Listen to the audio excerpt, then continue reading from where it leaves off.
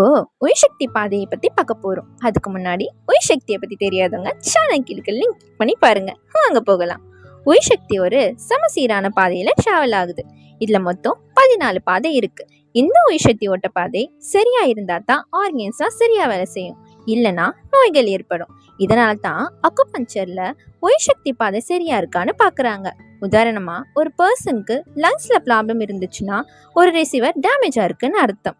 நிறைய பேர் நம்ம ரத்த குழாய்கள்ல ட்ரீட்மெண்ட் பண்றோம்னு தப்பா நினைச்சு பயப்படுறாங்க. ஆனா அக்குபஞ்சர்ல வைட்டல் சேனல்ல மட்டும்தான் ட்ரீட்மெண்ட் பண்ணுறாங்க. இதை முதல்ல நம்ம தெளிவா புரிஞ்சுக்கணும். சேனல், ரூட்ஸ், மெரிடியன் எல்லாமே ஒரே வார்த்தை தான். இந்த வைட்டல் ஃபோர்ஸ் எனர்ஜில 6 விதமான கியூஸ் இருக்கு.